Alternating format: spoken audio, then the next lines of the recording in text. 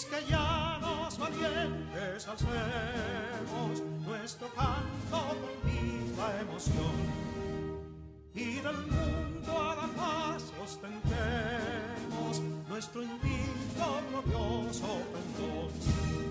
Salve el pueblo que intrépido y fuerte a la guerra a morir se lanzó, cuando en bélico reto de muerte sus cadenas de esclavos rompió.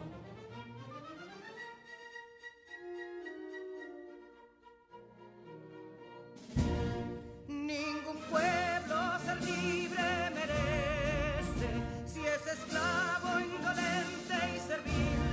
Si en su pecho la llama no crece, que templó el heroísmo viril, más que estrella la incógnita y brava, siempre altiva la frente alzará, que si fuere mil veces esclava, otras tantas ser libres habrá. Que si dolor y ardillas lucieron de un intruso señor al desdén, las carreras Belén campos fueron que cubiertos de gloria se ven, que en la cima del heroico baluarte de los libres el verbo encarnó, donde el genio de Sánchez y Duarte a ser libre o morir enseñó.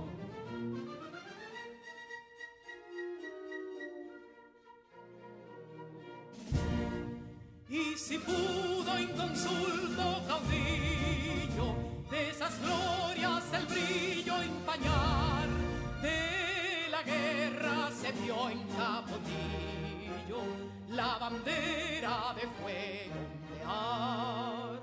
Y el incendio que atónito deja de Castilla al soberbio león, de las playas gloriosas le aleja, donde flota el cruzado pendón. Compatriotas, mostremos erguida nuestra frente orgullosos de hoy más, que Quisqueya será destruida, pero sierva de nuevo jamás. Que santuario de amor cada pecho, donde la patria se siente vivir, y es su escudo invencible el derecho, y es su lema ser libre o morir.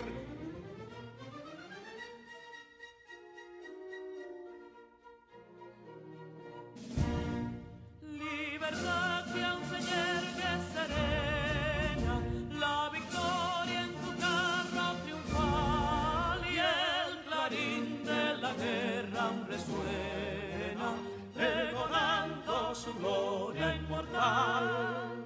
Libertad, que los ecos se agiten mientras llenos de noble ansiedad nuestros campos de gloria repiten: libertad, libertad, libertad.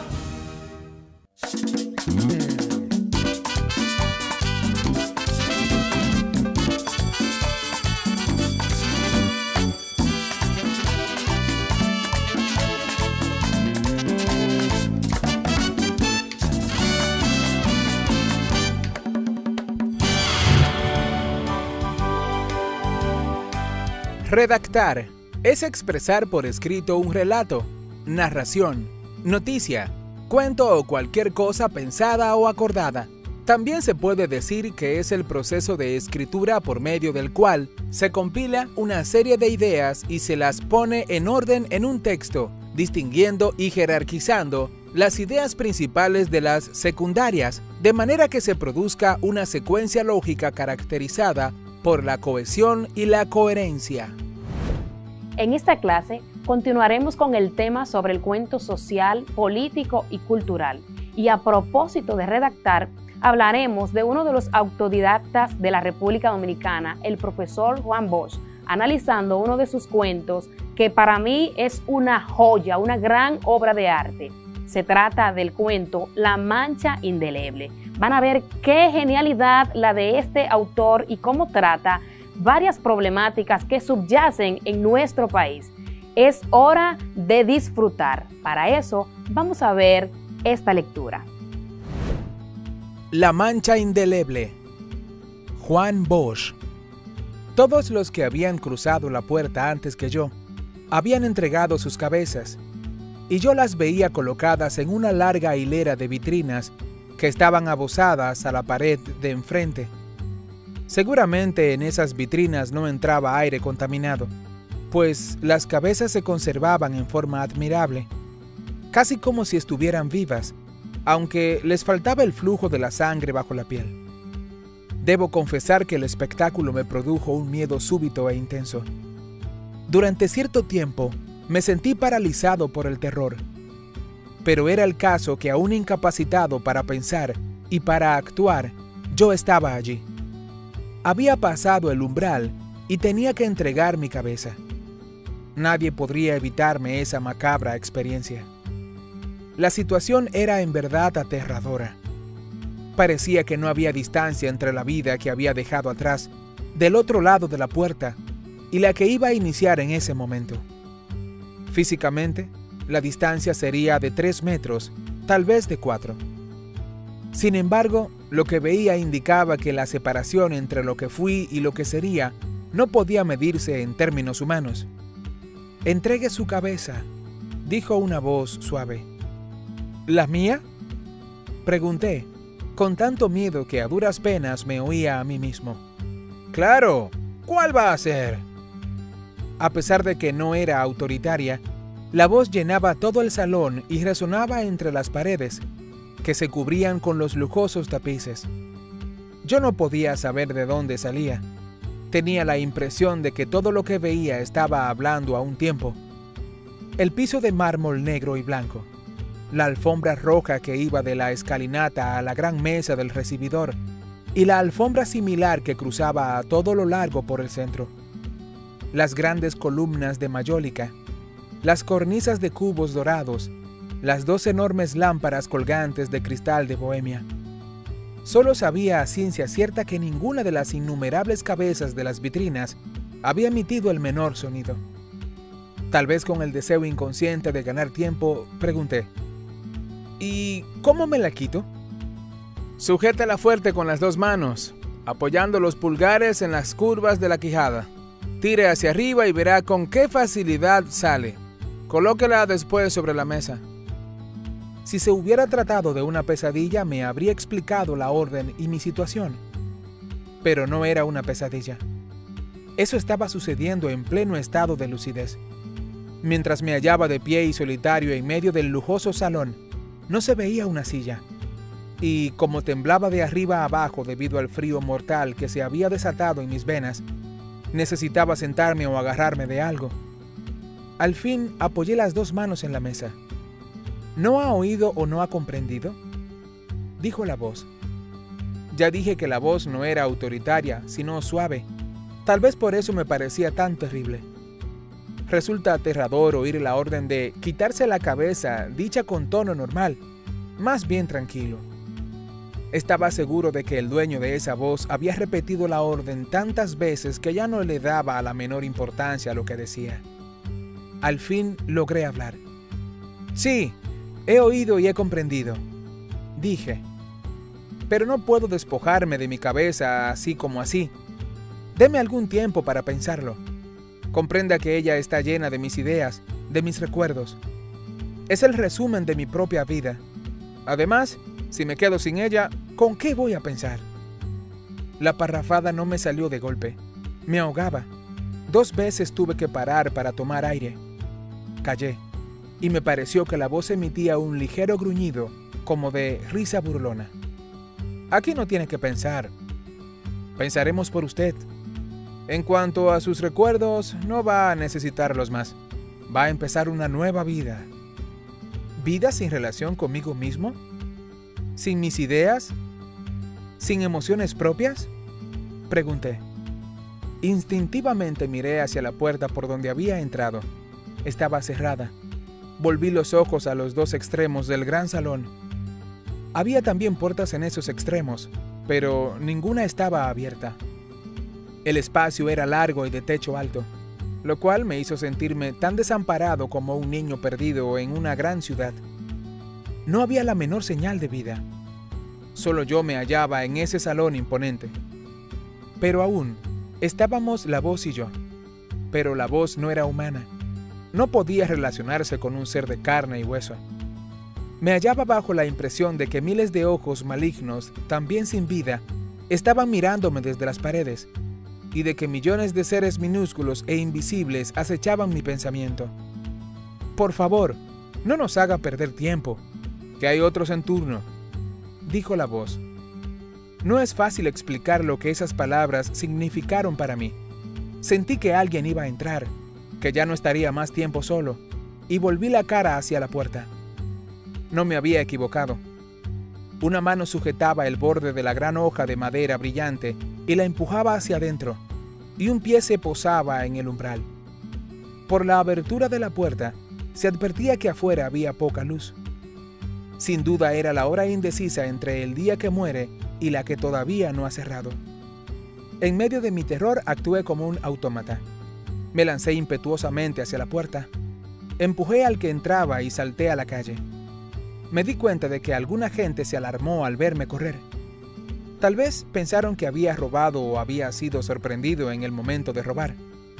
Comprendía que llevaba el rostro pálido y los ojos desorbitados, y de haber habido por allí un policía, me hubiera perseguido.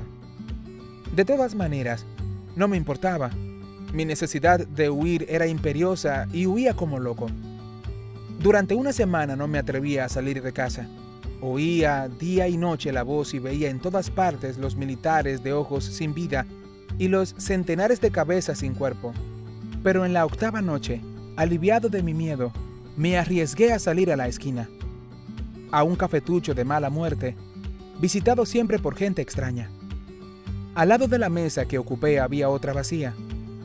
A poco, dos hombres se sentaron en ella. Uno tenía los ojos sombríos, me miró con intensidad y luego dijo al otro: «Ese fue el que huyó después que estaba...». Yo tomaba en ese momento una taza de café. Me temblaron las manos con tanta violencia que un poco de la bebida se me derramó en la camisa. Mi mal es que no tengo otra camisa ni manera de adquirir una nueva. Mientras me esfuerzo en hacer desaparecer la mancha, oigo sin cesar las últimas palabras del hombre de los ojos sombríos. Después que ya estaba inscrito. El miedo me hace sudar frío, y yo sé que no podré librarme de este miedo, que lo sentiré ante cualquier desconocido, pues en verdad ignoro si los hombres eran miembros o eran enemigos del partido. Ahora estoy en casa, tratando de lavar mi camisa. Para el caso, he usado jabón, cepillo y un producto químico especial que hallé en el baño. La mancha no se va, está ahí, indeleble. Al contrario, me parece que a cada esfuerzo por borrarla se destaca más. En palabras del propio Juan Bosch, escribir cuentos es una tarea seria y además hermosa. Arte difícil, tiene el premio en su propia realización. ¿Pudieron darse cuenta de la majestuosidad de esa obra?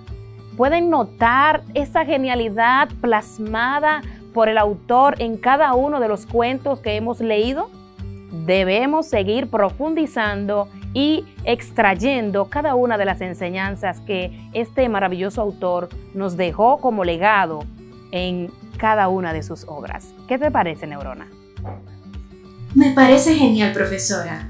Este cuento, La mancha indeleble, es uno de los cuentos del insigne narrador, profesor Juan Bosch, quien toma su pluma y, usando como medio la literatura, deja plasmada su cosmovisión política. Así es, Neurona. Una tremenda obra literaria. Pero profundicemos un poco en esta obra. ¿Por qué entiendes tú que el autor utilizó ese título? La mancha indeleble. ¿Qué significa la palabra indeleble? Entonces, ¿qué es una mancha indeleble? ¿Cuáles temas aborda el autor en dicha obra? ¿Por qué crees que el autor aborda estas temáticas? ¿Quién es esa voz inquisidora?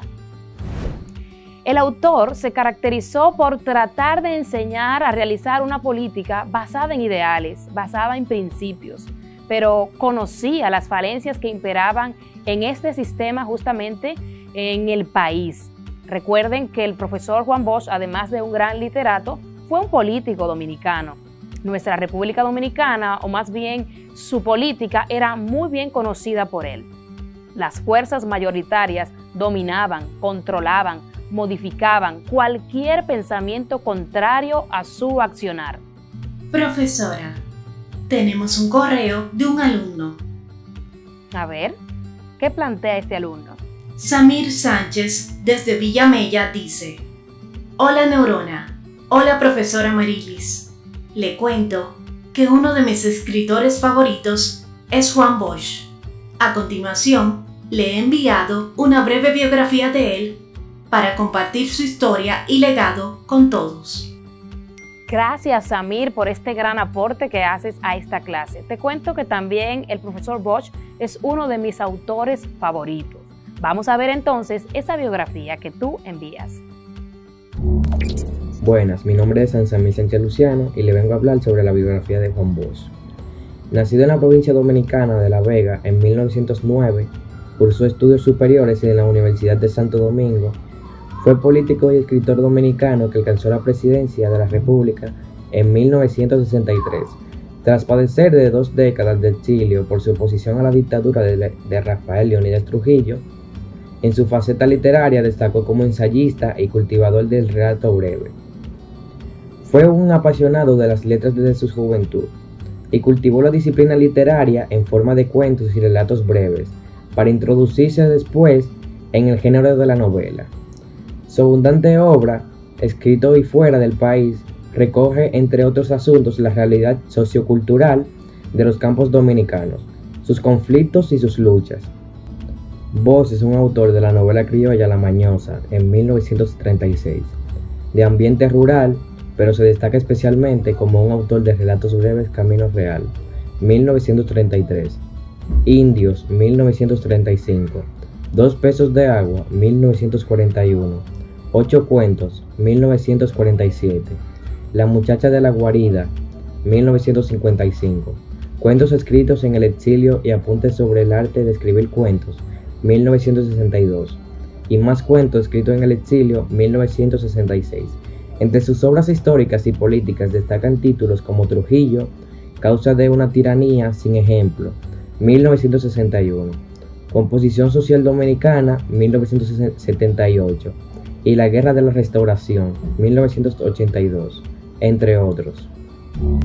El relevante aporte del profesor Juan Bosch a las letras nacionales y americanas en la narrativa, novelas y ensayos lo han convertido en maestro de 2 generaciones de escritores, cuentistas, novelistas, ensayistas, periodistas e historiadores, entre los cuales se distinguen algunas de las más sobresalientes figuras del país y de América Latina. Continuamos entonces con el análisis de este maravilloso cuento. Este cuento, no vemos aquí una carretera muerta, no vemos tal vez los puercos cimarrones o el campo con las reses. Aquí están las cabezas ya separadas de los cuerpos de estas personas que las entregaron o la vendieron, todas a modo de exhibición en diferentes vitrinas. Pero sí, estas cabezas carentes del derecho a pensar. Notamos aquí un problema, una situación conflictiva. Aquí se presenta la persecución de una voz, pero ¿qué representa esa voz? Tal vez un sistema político que presionaba al joven a entregar su cabeza, a venderse políticamente. ¿Podemos decir que eso fue tema del pasado? ¿Es una realidad que aún nos persigue? Reflexionemos. La suerte es que este joven decidió no entregar su cabeza, es decir, que se atrevió a desafiar la voz. Esa voz, ese sistema político que imperaba en aquella época, recreada en el cuento de este autor, Juan Bosch. Sales. Las sales son compuestos inorgánicos que al disolverse en agua se ionizan formando una solución electrolítica, lo que comúnmente llamamos electrolito. Estas se originan de una reacción de neutralización, proceso químico por el cual reacciona un ácido y una base, dando lugar a una sal más agua. Las sales de los ácidos débiles o bases débiles se hidrolizan por acción del agua, dependiendo del grado de la reacción, de la debilidad del ácido o la base. Es decir, cuanto más débil sea el ácido o la base, mayor es la hidrólisis. Así es, mis queridos estudiantes. Generalmente las sales se disuelven en agua, dando lugar a la formación de iones positivos y negativos. En el caso de la sal de mesa o sal común, esta mezclada con agua, los átomos de sodio y de cloro, inicialmente formando un compuesto con forma cristalina, son disueltos por las moléculas de agua. Este proceso se continúa hasta que la sal está completamente disuelta. La sal de mesa es el cloruro de sodio, una sustancia de color blanco, cristalina, soluble en agua, que podemos encontrar en el agua del mar o en algunas otras masas sólidas y que se usa mayormente como condimento de las comidas. Cabe destacar que la sal nos proporciona uno de los sabores básicos, que es el salado, el cual es percibido gracias a las papilas gustativas en nuestra lengua y que nos permiten apreciar este rico sabor.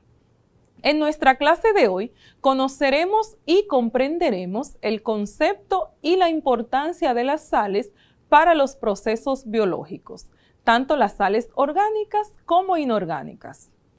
Los procesos vitales requieren la presencia de ciertas sales bajo la forma de iones como los cloruros, los carbonatos y los sulfatos. Estas son las llamadas sales minerales o inorgánicas, las cuales son compuestos inorgánicos fundamentalmente iónicos. Tienen función estructural y funciones de regulación de pH, de la presión osmótica y de reacciones bioquímicas, en las que intervienen iones específicos. Además, las sales inorgánicas participan en reacciones químicas a niveles electrolíticos. Las sales se pueden encontrar en los seres vivos en tres formas: precipitadas, ionizadas y asociadas a moléculas. Las precipitadas constituyen los silicatos, que podemos encontrarlas en los caparazones de algunas especies marinas, en las espículas de algunas esponjas y estructura de sostén en algunos vegetales como las gramíneas, que estas son un grupo de plantas herbáceas pertenecientes a las monocotiledóneas. Otra forma en que podemos encontrarla en los seres vivos es como carbonato de calcio o carbonato cálcico, donde podemos encontrarla en los caparazones de algunos protozoos marinos, en los esqueletos externos de corales, moluscos y artrópodos, así como estructuras duras. Y la tercera forma son los fosfatos de calcio, que la podemos encontrar en el esqueleto de los vertebrados, y en forma precipitada las sales minerales forman estructuras duras que proporcionan estructura o protección al ser que las posee. También actúan con función reguladora. En cuanto a las sales ionizadas, que son el segundo tipo, son aquellas sales que se presentan disueltas en agua. Estas manifiestan cargas que pueden ser positivas o negativas. Los cationes más abundantes en la composición de los seres vivos son el sodio, el potasio, el dióxido de calcio, el magnesio, también el amonio, mientras que los aniones con carga negativa, los más representativos en la composición de los seres vivos, son el cloro, el fosfato, el carbonato y el bicarbonato. Las sales disueltas en agua pueden realizar funciones como mantener el grado de salinidad de una solución, amortiguar los cambios de pH, controlar la contracción muscular, producir gradientes electroquímicos, estabilizar dispersiones coloidales y además intervienen en el equilibrio osmótico de los seres vivos. En cuanto a las sales asociadas a moléculas, dentro de este grupo se encuentran las fosfoproteínas y los fosfolípidos.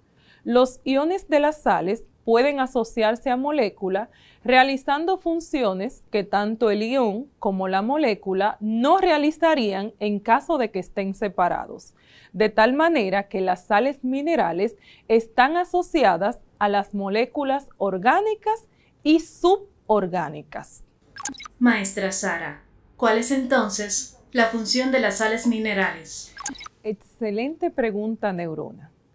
Las sales minerales tienen múltiples funciones. Entre ellas, cabe mencionar que forman parte de la estructura ósea, aportando calcio, fósforo, magnesio y flúor.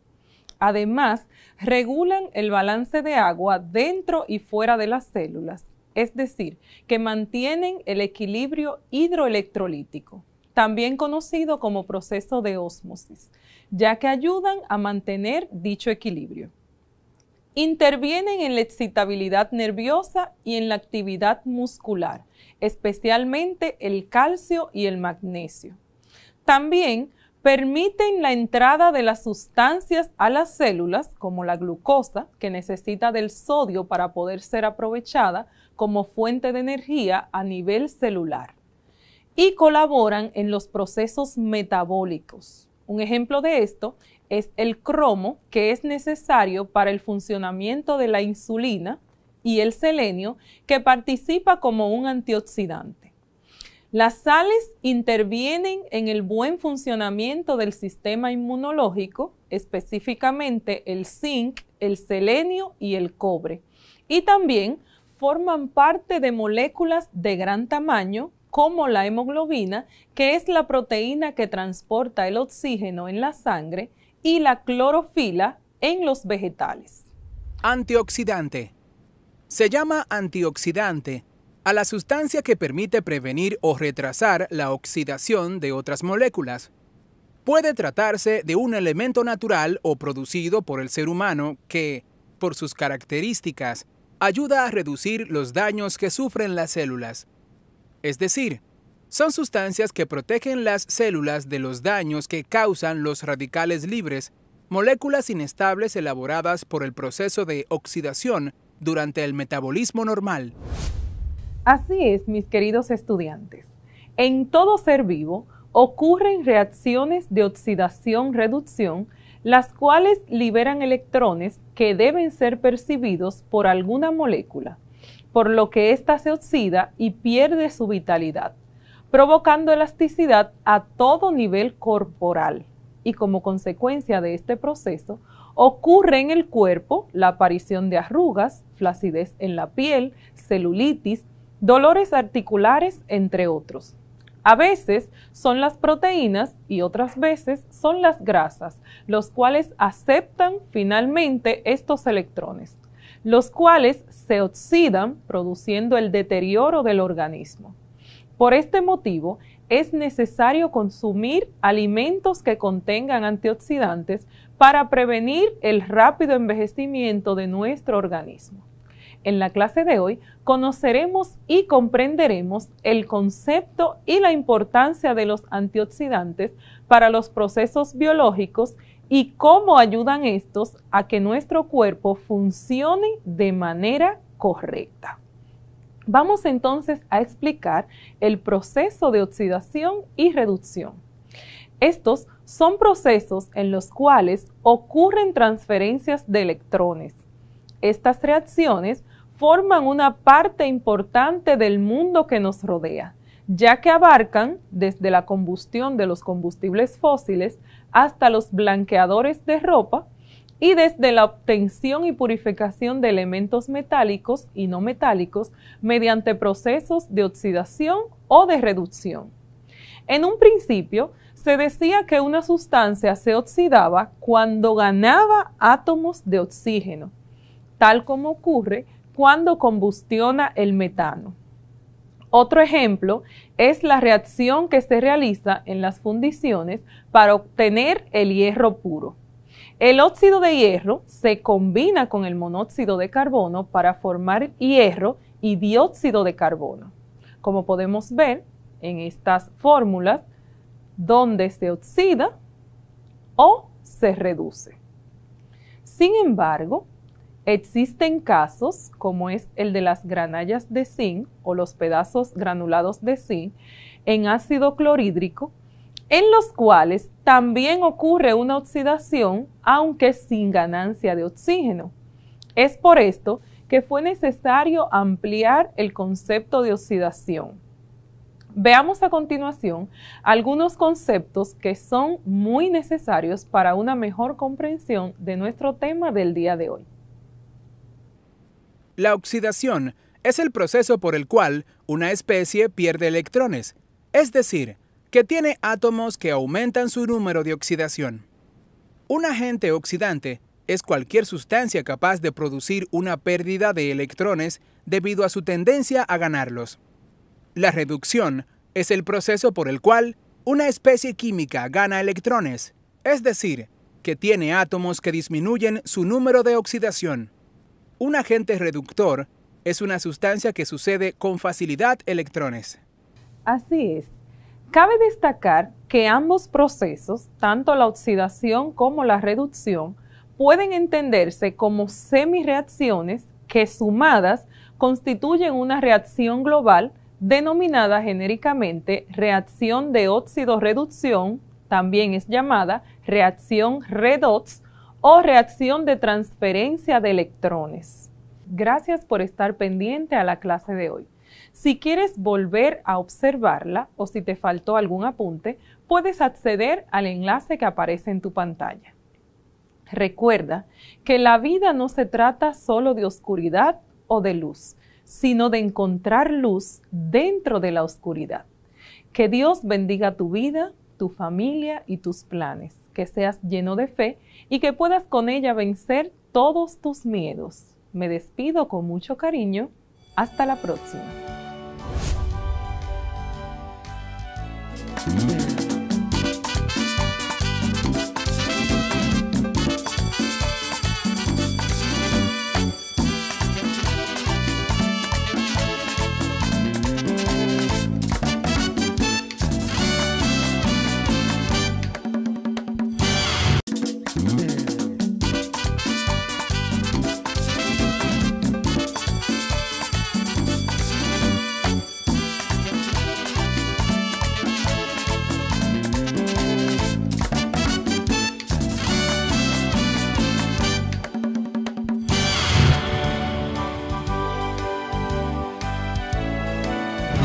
Announcement.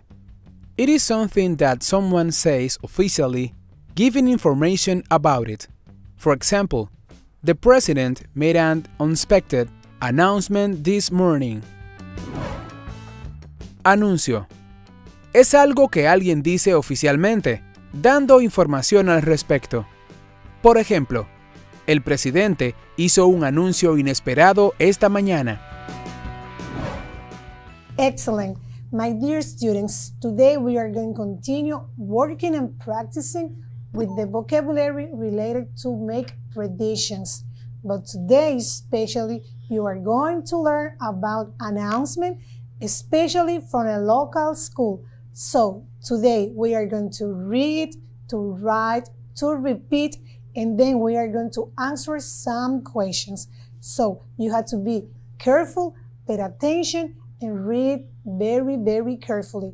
Mis queridos estudiantes, hoy vamos a seguir trabajando y practicando con el vocabulario relativo a hacer predicciones, pero muy especialmente hoy vamos a trabajar con los anuncios de una escuela local. Por tal razón, vamos a leer, a repetir, a escribir y a escuchar muy atento este texto porque luego te tocará responder preguntas. Remember that reading is fun. Recuerda que leer es divertido. Pues, let's read. Vamos a leer. Juan Bautista Alfonseca Artistic High School, June newsletter. Hi everyone, Lisa here. your senior editor at the student newspaper. I'd like to share with you the exciting news, and not rumors, that have everyone at our school talking. I want to share confirmed news of something that it is absolutely going to happen this year at Juan Bautista Fonseca Artistic High School newsletter. We are super excited that the school is going to get an athletic bus so that our amazing sports team can travel to other schools. This is certainly good news for our regional champions men's and women's soccer teams, as well as the women's softball team.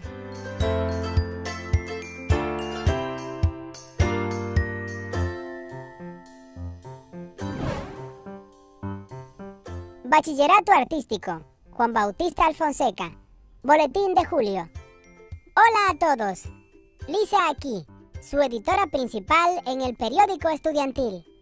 Me gustaría compartir con ustedes las noticias emocionantes y los rumores candentes que tienen a todos en nuestra escuela hablando. Quiero compartir noticias confirmadas de algo que absolutamente va a suceder este año en la JBAAHS. Estamos muy emocionados de que la escuela tenga un autobús deportivo para que nuestros increíbles equipos deportivos puedan viajar a otras escuelas. Sin duda, esta es una buena noticia para nuestros equipos campeones regionales del fútbol masculino y femenino, así como para el equipo de softball femenino.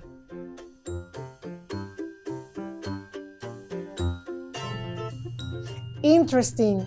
Now that you have read, now you have to answer some questions. Interesante. Después que leíste, te toca responder algunas preguntas. Lápiz y papel en mano y vamos a trabajar. Letter A. What is the name of the author of the test? Lisa. Very good. Letter B. What is the author role at the student newspaper? Senior editor. Letter C. What is the name of the school the author talking about? Juan Bautista Fonseca Artistic High School. What does JBAAH stand for? Juan Bautista Fonseca Artistic High School.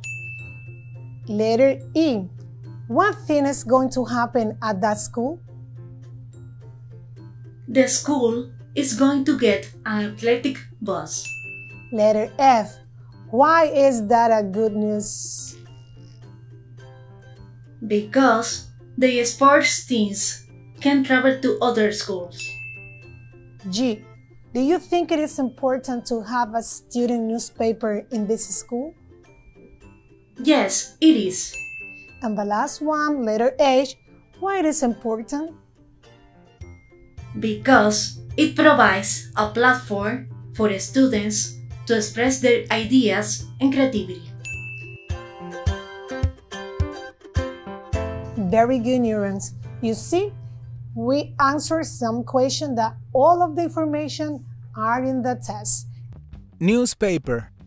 A printed publication, usually issued daily or weekly, consisting of folded, unstapled sheet and containing news, articles, advertisement, and correspondence. Periódico. Es una publicación impresa, por lo general diaria o semanal, que consta de 2 hojas dobladas sin grapar y que contiene noticias, artículos, anuncios y correspondencia. My dear students, today we are going to continue working and practicing with the vocabulary related to make predictions. Today, remember, we are going to talk about especially a local school, and then we are going to read and answer some questions. Mis queridos estudiantes, hoy vamos a continuar trabajando y practicando con un vocabulario y lecturas relativo a hacer predicciones en una escuela local. Hoy vamos a analizar, a leer y a responder preguntas. Por tal razón, presta mucha atención, escucha con cuidado, porque vamos a leer un texto y luego te toca responder algunas preguntas. pay attention and let's read. Juan Bautista Alfonseca Artistic High School June newsletter. This is a rumor confirmed by anonymous source as something that will potentially happen this year. An unnamed teacher has said that the school will possibly be offering classes in web design. This is probably because we have seen so many electrical trucks going to the new building construction site. Finally, some gossip, likely lots of Sorcerer team victories unlikely. The science department stops the difficult pop quizzes. Likely, the spring art show will have a last competition. Unlikely, the students of the art department will be allowed to repaint the school. Thanks so much for reading.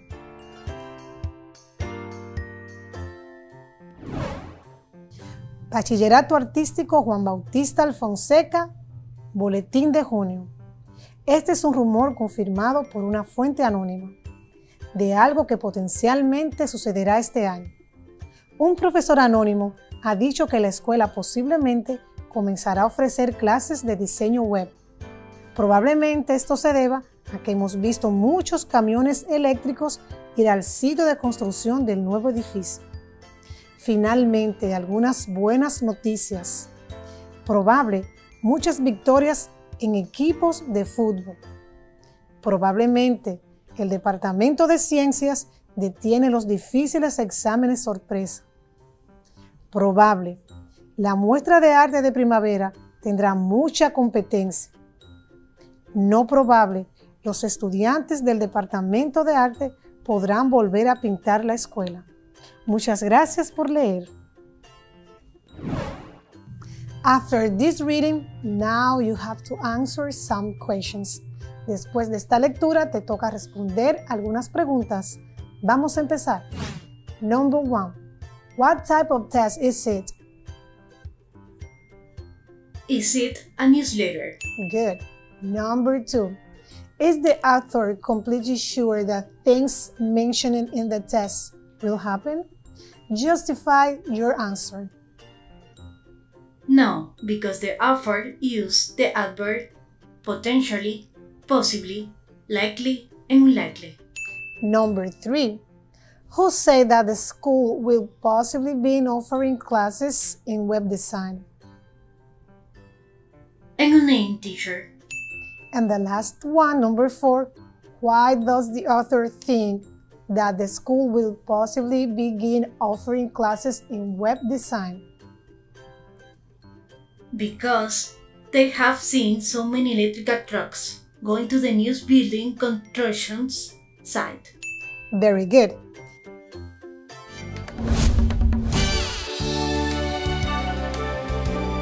Appareil, c'est un objet, une machine ou un dispositif électrique, électronique, mécanique, etc., formé d'un assemblage de pièces destinées à fonctionner ensemble. Laús. Dispositivo es un objeto, una máquina o un dispositivo eléctrico, electrónico, mecánico, etc., formado a partir de un conjunto de piezas destinadas a trabajar juntas. Laús. Ici, notre vocabulaire du jour. Observe, écoute et répète à haute voix, s'il te plaît. Observa, escucha y repite en voz alta, por favor. La télévision. La télévision. La télévision. La radio. La radio. La radio. Un projecteur. Un projecteur. Un projecteur. Un modem. Un modem. Un modem. Un ordinateur portable. Un ordinateur portable. Un ordenador portátil. Haut-parleur. Haut-parleur. Altavoces, bocinas. Un smartphone. Un smartphone. Un smartphone, un teléfono inteligente. Des écouteurs. Des écouteurs. Unos audífonos. Et maintenant, écoute et indique l'appareil.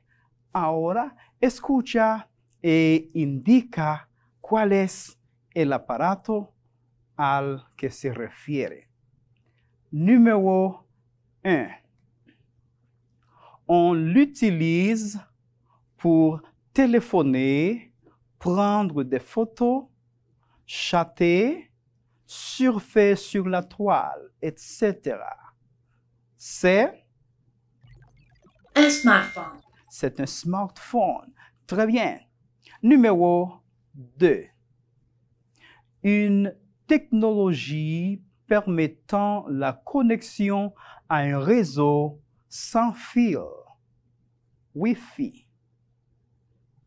C'est un modem. Un modem. Numéro 3.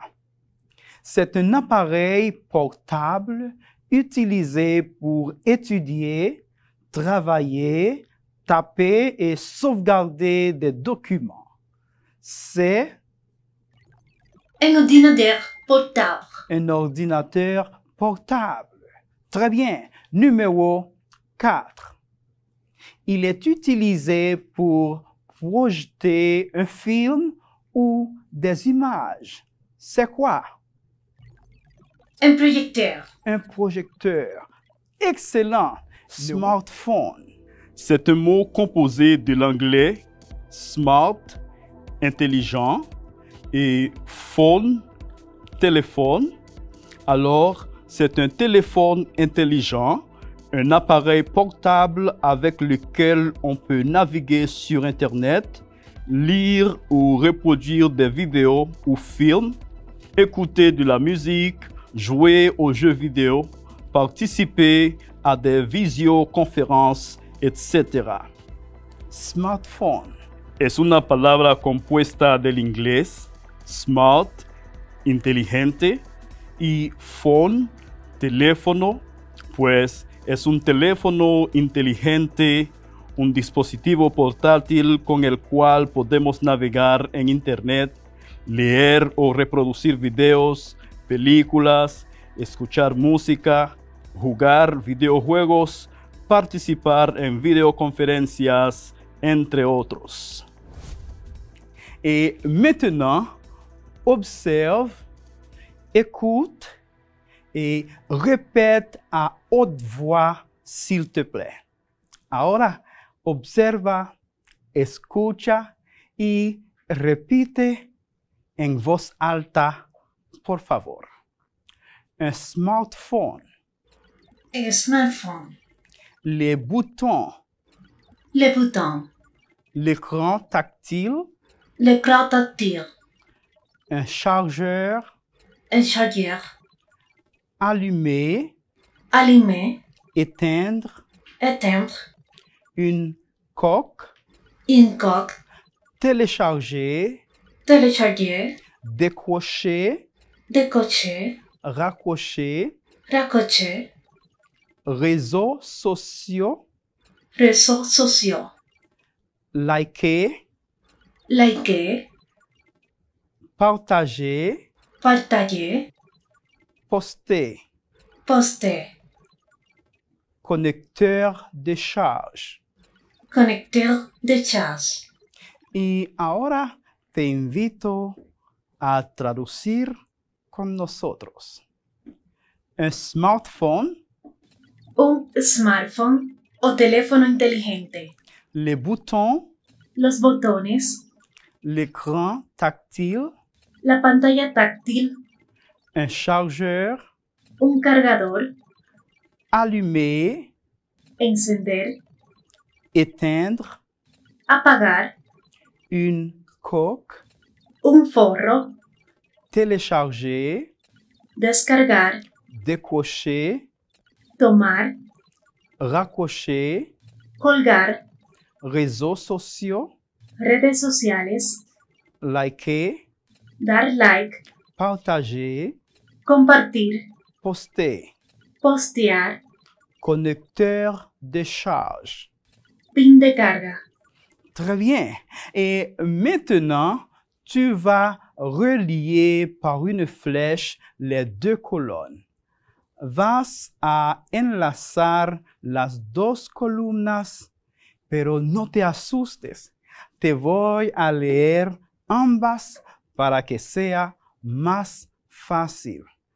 Tu atención es muy importante. Colonne A. Une coque, les boutons, un chargeur, télécharger, caméra, réseaux sociaux. Colonne B. Pour recharger mon smartphone,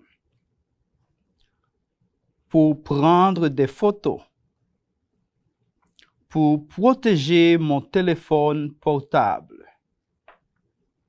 WhatsApp, Instagram, Facebook,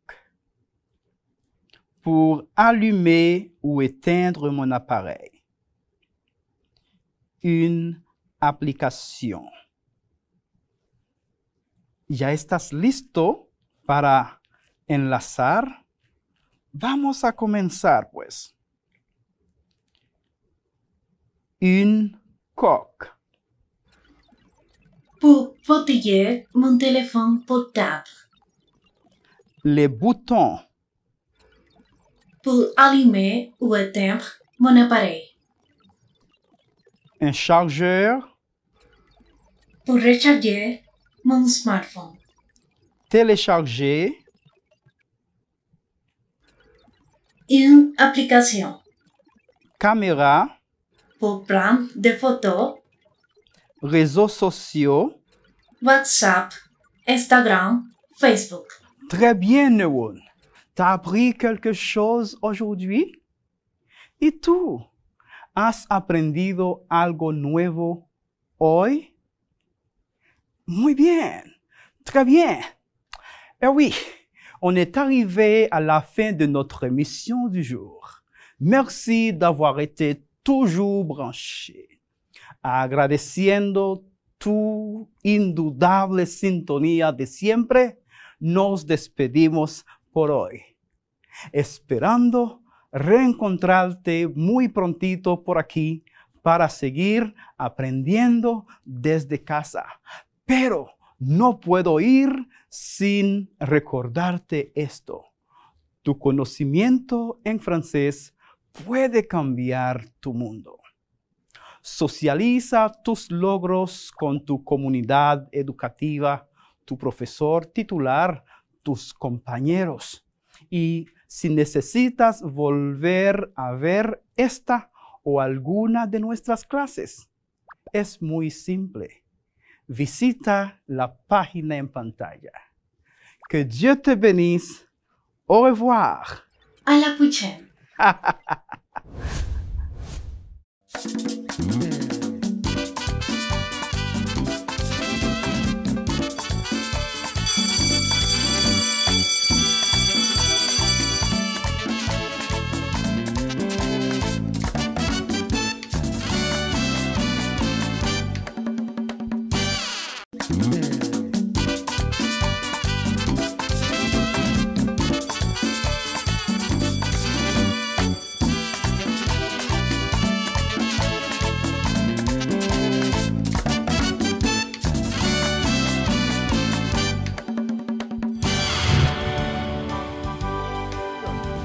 Una región en geometría es un trozo del plano que está comprendido entre 3 o más rectas.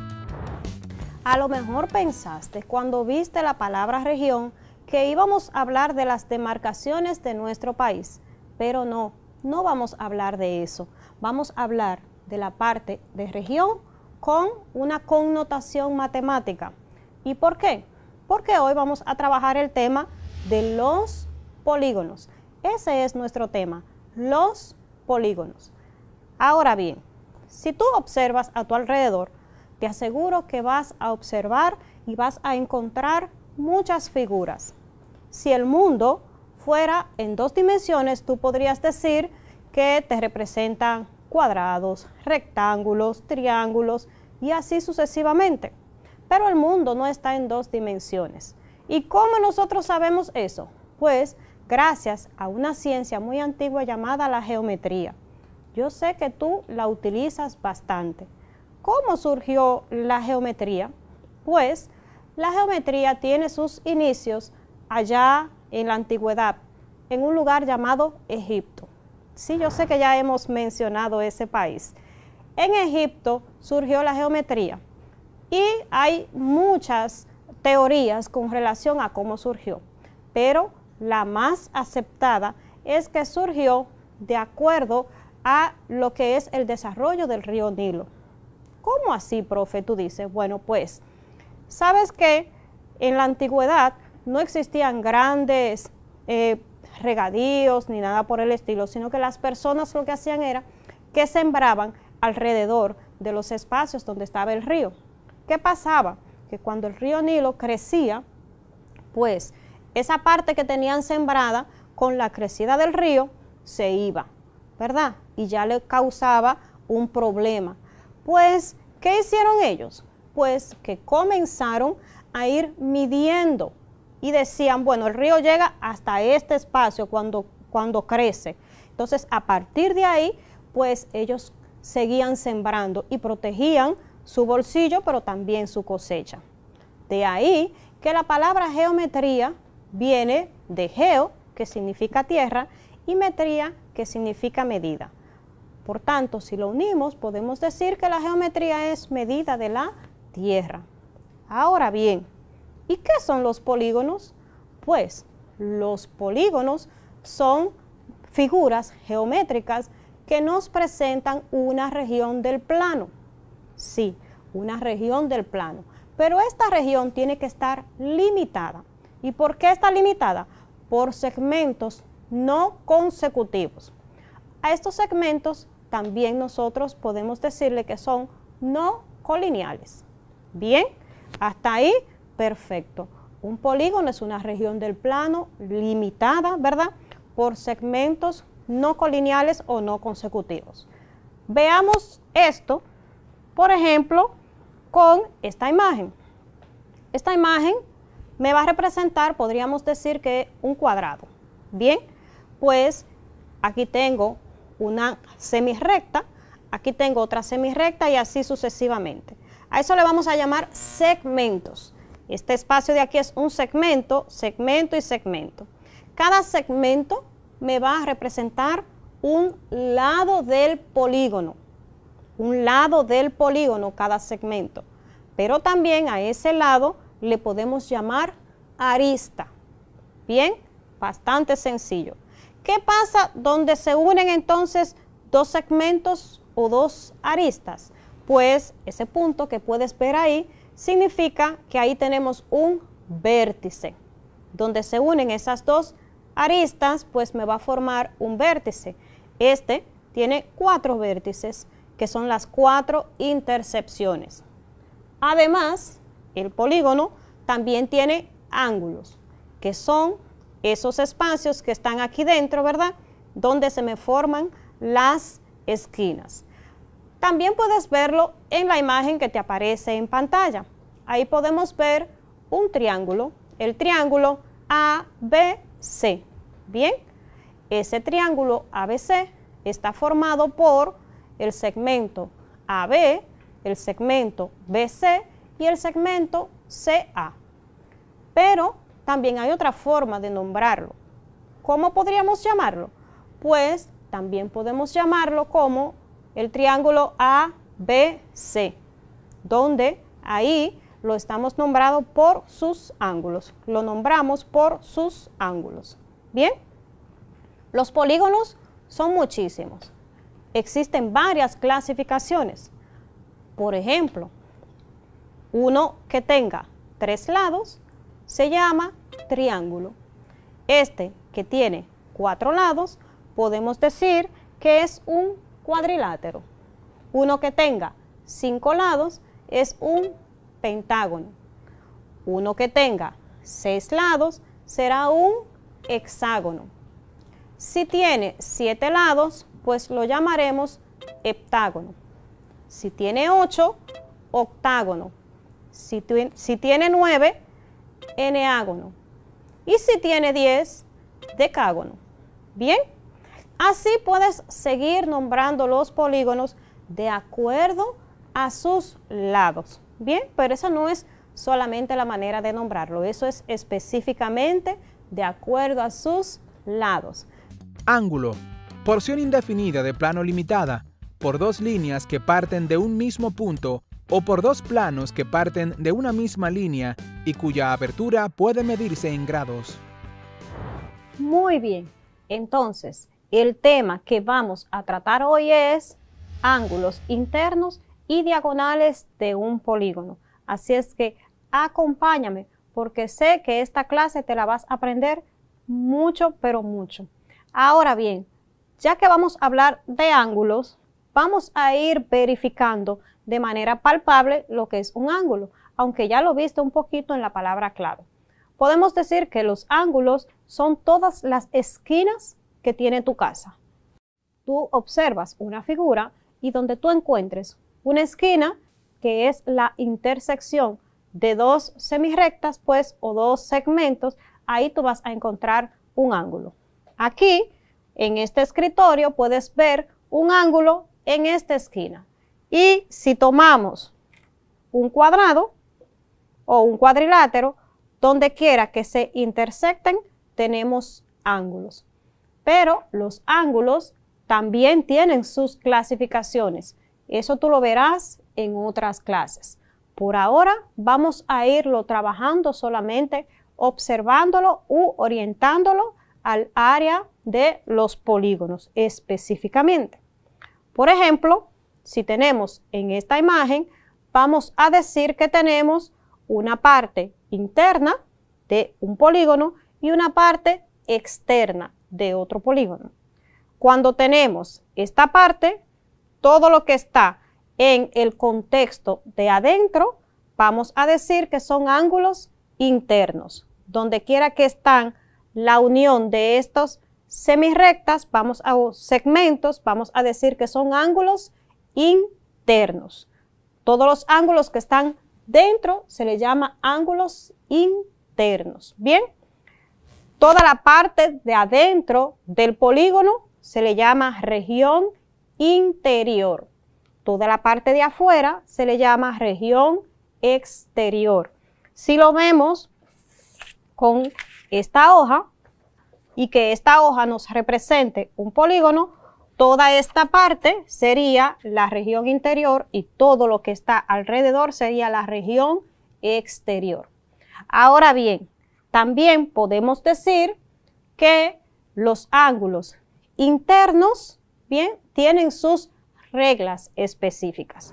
Por ejemplo, los ángulos suplementarios quedarán fuera del polígono en cada vértice, formado por un lado del polígono y la prolongación del lado adyacente. Pero tú dirás, me habló de ángulo, pero ¿qué quiere decir ángulo suplementario? Pues hay ángulos complementarios y hay ángulos suplementarios. ¿Cuáles son suplementarios? Pues aquellos que su suma es igual a 180 grados. Bien, entonces, si te recalco en la imagen, tú podrás ver cuál es la región interior y cuál es la región exterior. Bien, también podemos resaltar que el ángulo interno está determinado por dos lados consecutivos, o sea, dos esquinas, ¿verdad? O dos aristas, vamos a decir. Bien, esto posee propiedades o características. Una propiedad es que si tú tienes un triángulo, en este caso va a ser un triángulo normal, no tiene que ser equilátero, no tiene que ser rectángulo, no importa el tipo de triángulo. Si tú tienes un triángulo, si quieres sumar los ángulos interiores de este triángulo, ¿verdad? En este tendríamos ángulo aquí, aquí y en el extremo. Si queremos sumar esos ángulos, pues la propiedad número 1 me dice que al sumarlo, el resultado será 180 grados. Bien, esa es mi propiedad número 1. Por ejemplo, podríamos decir que un triángulo tenga una medida, en este caso será un triángulo rectángulo, tenga una medida de 90 grados, luego tengo 60 grados y luego tengo 30 grados. Si este triángulo que tengo aquí posee esas medidas, pues cuando yo lo sume, el resultado tiene que darme 180 grados. O sea, 90 grados más 60 grados más 30 grados, igual a 180 grados. Esa es la medida de los ángulos interiores, pero la suma, ojo, ¿verdad? Tengo que sumarlo, la suma de la medida de los ángulos interiores del triángulo suman 180 grados.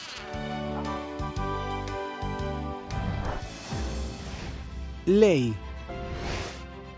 Según la Real Academia de la Lengua Española, es el precepto dictado por la autoridad competente, en que se manda o prohíbe algo en consonancia con la justicia y para el bien de los gobernados. Además, es cada una de las disposiciones comprendidas como última división en los títulos y libros de los códigos antiguos, equivalentes a los artículos de los actuales. Ya sabes que la ley se menciona como la prohibición de algo, de una acción, de un cometido dentro de la sociedad. En general, estas apuntan directamente para la buena convivencia dentro del colectivo, por parte de este en la misma sociedad. Por lo tanto, la ley, como un mandato obligatorio, debe ser obedecida por todos los ciudadanos, o más bien por todos los integrantes de la sociedad, sean o no sean de esta nación. Apuntando a esto es porque la misma niñez está protegida, amparada por leyes. Más adelante te la voy a mostrar. Pero antes te menciono lo siguiente. Existe lo que se llama el fenómeno migratorio. Sí, a veces la palabra fenómeno la asociamos como algo malo de ver, como algo feo se dice, pero realmente dentro de la sociología, dentro de la filosofía, fenómeno es todo aquello que se aparece. Todo aquello que no es usual y un día aparece.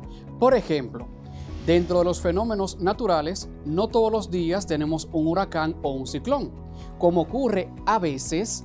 Por eso es un fenómeno, algo que está fuera de lo cotidiano, de la normalidad, aquello que aparece, que se nos muestra.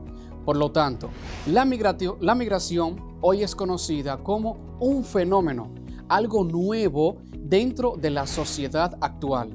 Nuevo en el sentido que lo vamos a explicar ahora. ¿Qué ocurre? Este efecto, que es el traslado o desplazamiento de las personas de un espacio geográfico a otro, hoy está sometido a varias situaciones políticas, de índoles económicas y no tanto por la voluntad de los niños. Entonces, estamos hablando que los niños se han visto forzados a irse de sus naciones a otras, buscando muchas veces refugios y muchas veces buscando ayuda e incluso detrás de sus padres. Ven a la pizarra para mostrarte unas cifras. Estas cifras apuntan directamente a nosotros, la realidad americana, ¿ok? Primero tenemos este número, 30,000. ¿Qué pasa? Esta es la cantidad de niños, niñas y adolescentes que han sido retornados o repatriados a países como El Salvador, Guatemala y Honduras. Mayormente es hacia estos países que ha ocurrido esa cantidad, aunque a otros países de América también han sido deportados. Estos 30,000, ¿desde dónde fueron reportados o repatriados? desde la frontera de Estados Unidos y México. Llegaron a ese punto, fueron tomados en apresamiento y llevados nueva vez a sus destinos. ¿Por qué? Por situaciones irregulares. Estamos hablando de cantidad de niños, niñas y adolescentes. Esta segunda cifra que te muestro, 6.3 millones, es la cantidad de niños que son menores de 18 años. La cantidad es esta, 6.3 millones. Igualmente retornados desde Estados Unidos y México en esa frontera. Y por último, te muestro 100,000. Es la cantidad que también fue repatriada desde México y Estados Unidos en los años 2015-2018. Como vemos, son cifras alarmantes porque es una alta cantidad de niños, niñas y adolescentes que te imaginas caminando por el desierto o cruzando el río en busca de llegar a los Estados Unidos. ¿Qué ocurre? Hay algo que nosotros debemos tener siempre presente, y es que las condiciones de los niños y las niñas migrantes, según el cuadro, es un motivo para preocuparnos porque 6.3 millones menores de 18 años son migrantes acá en América. Además, sus derechos realmente son vulnerados, según la Convención de los Derechos Humanos, especialmente la Capite del Niño, en la fecha del 20 de noviembre de 1989. ¿Qué dice esto de que son vulnerados? Sencillo. Se refiere a que no están las condiciones propicias para salvaguardar la vida del infante. Me explico. La vulnerabilidad es la situación X en la que se encuentra una persona o una ciudad o una sociedad en la que está al límite al perder sus derechos, al ser afectada por otra situación. Por lo tanto, esa cantidad de niños migrantes se encuentran en una situación en la que sus derechos se ven muy afectados, en la que las condiciones para el desarrollo de la niñez son casi nulas, en las que las condiciones propicias para el crecimiento en conjunto con las familias desaparecen. Por lo tanto, acá ya están amparados por los derechos fundamentales porque se encuentran fuera de su país y aún no han llegado a otro país al cual se encaminan de manera ilegal. Por eso se menciona que se encuentran realmente los derechos vulnerados. Ante esta situación es específico que te muestre una gráfica o dos gráficas realmente. Estas gráficas ya no serán únicamente de América, sino de diversos continentes. ¿Qué tendrán? Sencillo, la información de el porcentaje aproximado, un porcentaje aproximado de la cantidad de niños, niñas y adolescentes que han migrado. Y te reitero, migraciones que en muchas ocasiones no han sido de manera voluntaria. Acompáñame a lo siguiente. Primero te muestro acá los continentes. Están África, Asia, Europa, tenemos América Latina y el Caribe, tenemos Norteamérica y tenemos Oceanía. En cada uno de esos continentes te mostraré dos barras. Las de color azul van a mostrar la cantidad, el porcentaje de niños y niñas. Dígase aquellos infantes menores de 18 años o menores de 13 años, para ser más específicos. Mientras que la gráfica o la barra de color naranja te va a mostrar la cantidad de adolescentes, que oscila entre los 14 años hasta los 24 años. Bien, se dice que en África el 25% de los niños han sido migrantes, mientras que se rescata la cifra de un 16%. Asia se muestra un 15% de migrantes niños, mientras que un 12% es adolescente. En Europa, un 7% son migrantes niños. Por su parte, un 10% son adolescentes. En América Latina y el Caribe, un 19% son niños, mientras que un 14% son adolescentes. En Norteamérica, un 7% son niños. Por su lado, un 10% es adolescente. En Oceanía, un 9% son niños y un 13% son adolescentes. Ahora, de manera concreta, vamos a observar esa gráfica un poco más grande que de igual modo contiene los diversos continentes: África, Asia, Europa, América Latina, Norteamérica, Oceanía. Y simplemente visualiza la cantidad de migrantes niños, que son las barras azules, y observa la cantidad de migrantes adolescentes, que son las gráficas naranjas. Nos fijamos en África, que es el dato que yo quiero que tú pongas atención. En África observamos la mayor cantidad de migraciones, o sea que se van desde África. Y la parte azul son los niños. Cuidado. Según la Real Academia de la Lengua Española, es solicitud y atención para hacer bien algo, para amenazar o para advertir la proximidad de un peligro o la contingencia de caer en error. Acción de asistir, guardar o conservar. Conociendo esta palabra, vamos a adentrarnos a nuestro tema, los derechos de la niñez, específicamente el punto del cuidado de la niñez. Recordemos que cuando estamos hablando de la infancia, nos referimos específicamente a la época en la que los niños, las niñas, tienen que estar en la escuela, en los lugares de recreo. No es apropiado que estén trabajando o participando en guerras, al contrario, es una etapa donde necesitan crecer fuertes y seguros de sí mismos y recibir también todo el amor y el estímulo necesario de parte de quién, de los familiares y de parte de la comunidad, específicamente por los adultos. Deben estar libres de abuso, libres de malos tratos. De igual manera, los adultos mayores necesitan gozar de un ambiente seguro y acogedor y propicio para el desarrollo de la infancia, de los infantes. Tengamos pendiente que nosotros, los adultos, debemos de proteger los derechos de la niñez y los adultos mayores deben garantizar esto en todas las situaciones.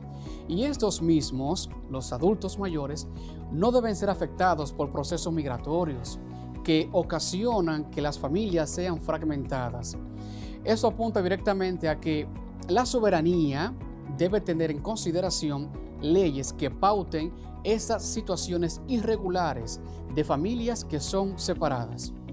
Específicamente cuando nosotros hablamos de una responsabilidad de cuidado desde el hogar, también nos referimos a ese ambiente propicio para el desarrollo del infante.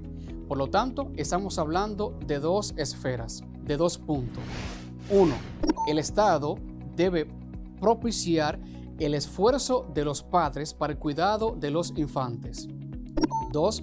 Los padres deben propiciar un ambiente adecuado dentro del hogar para el crecimiento y desarrollo de cada infante.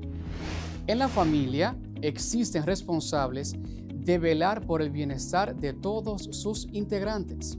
Sin embargo, lo que son las tareas y los oficios domésticos son responsabilidad de todos los miembros que lo componen. Por ejemplo, es un deber de los niños y de las niñas estudiar, pero también es un deber cumplir con las asignaciones del hogar, sin importar el sexo, mientras que los adultos tienen el deber de respetar los derechos que tienen los niños. Por ejemplo, derecho a un nombre, derecho a un apellido, derecho a una vivienda digna, derecho a una alimentación, derecho a la educación, sin importar la situación en la que se encuentre. Y también, escucha bien, un derecho a la recreación. Sí, esto es un derecho. Y es importante que desde el hogar se integre a la niñez en algunas tomas de decisiones, que no todo sea decidido por parte del adulto, sobre todo cuando una decisión le compete también al estudiante, en este caso al niño. Es necesario enfatizar que se debe ir educando en lo que es vivir en una democracia y en un Estado de derecho. Claro, profesor. La democracia se define como la forma de gobierno en la que el poder político es ejercido por los ciudadanos. mientras que el Estado de Derecho se refiere a un principio de gobierno según el cual todas las personas, instituciones y entidades están sometidas a unas leyes que se promulgan públicamente. Exactamente. En síntesis, para que vayamos comprendiendo. El Estado tiene la responsabilidad de cuidar por los infantes y para eso tenemos una ley que lo regula específicamente a ellos. Las familias, de manera concreta los adultos, deben propiciar un espacio en el que se pueda desarrollar el infante de una manera propicia.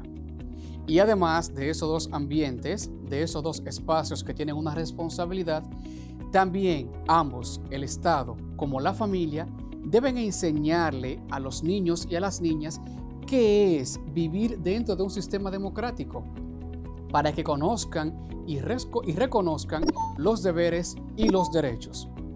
Ya en clase hemos estudiado que nosotros, República Dominicana, somos un Estado democrático, un Estado social y democrático de derechos.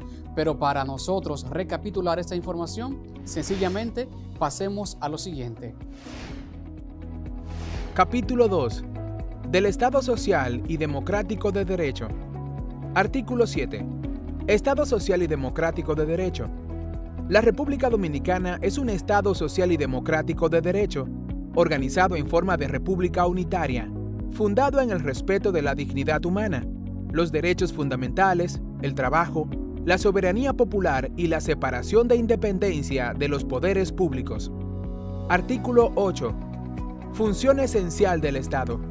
Es función esencial del Estado la protección efectiva de los derechos de la persona, el respeto de su dignidad y la obtención de los medios que le permitan perfeccionarse de forma igualitaria, equitativa y progresiva dentro de un marco de libertad individual y de justicia social compatibles con el orden público, el bienestar general y los derechos de todos y todas.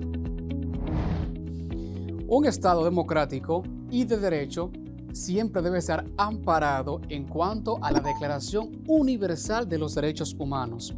Dígase, las leyes que están dentro de este país para custodiar por el bienestar de la niñez debe reconocer y debe partir de los derechos fundamentales que ya han sido declarados en la Declaración Universal de los Derechos Humanos. Y asimismo, todas las personas ya sabemos que tienen derecho a que se respete su integridad física, su integridad emocional, sin importar el territorio donde se encuentren y sin importar las condiciones en las que están dentro de nuestro país. Esta misma declaración muestra en el artículo 2 lo siguiente. Toda persona tiene los derechos y libertades proclamados en esta declaración, sin distinción alguna de raza, color, sexo, idioma, religión, opinión política o de cualquier otra índole, origen nacional o social, posición económica, nacimiento o cualquier otra condición. Además, no se hará distinción alguna fundada en la condición política, jurídica o internacional del país o territorio de cuya jurisdicción dependa una persona, tanto si se trata de un país independiente como de un territorio bajo administración fiduciaria, no autónomo o sometido a cualquier otra limitación de soberanía. Artículo 3. Todo individuo tiene derecho a la vida, a la libertad y a la seguridad de su persona. Artículo 4. Nadie estará sometido a esclavitud ni a servidumbre. La esclavitud y la trata de esclavos están prohibidas en todas sus formas. Artículo 5. Nadie será sometido a torturas ni a penas o tratos crueles, inhumanos o degradantes. Artículo 6. Todo ser humano tiene derecho, en todas partes, al reconocimiento de su personalidad jurídica. Artículo 7. Todos son iguales ante la ley y tienen, sin distinción, derecho a igual protección de la ley. Todos tienen derecho a igual protección contra toda discriminación que infrinja esta declaración y contra toda provocación a tal discriminación. Específicamente nos damos cuenta que estos artículos velan por el cuidado de la niñez y también por el cuidado de cada uno de nosotros. Porque como te decía anteriormente, la ley específicamente está para prohibir aquello que es antisocial, pero al mismo tiempo está para cuidar a un colectivo en específico y en muchas ocasiones, como es el caso, para cuidar a todo el colectivo, dígase a toda la sociedad. Y saben bien que si deseas repetir esta clase o repasar el contenido, sencillamente visita la página en pantalla. Y me despido ofreciéndote esa frase del cineasta Ingmar Bergman. Y él decía, envejecer es como escalar una gran montaña. Mientras se sube, las fuerzas disminuyen, pero la mirada es más libre, la vista más amplia y serena. Nos vemos hasta la próxima.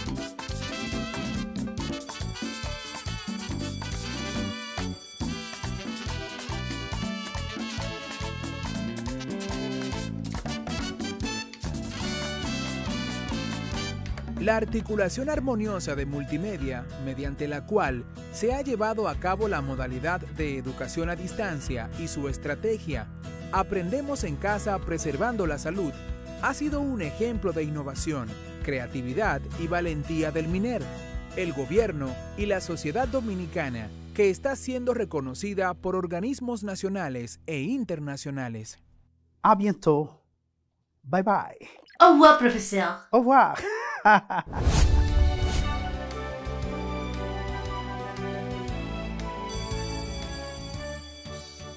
Espero que las clases del día de hoy hayan sido de tu agrado, que hayas tomado notas o apuntes de los temas más relevantes del día de hoy.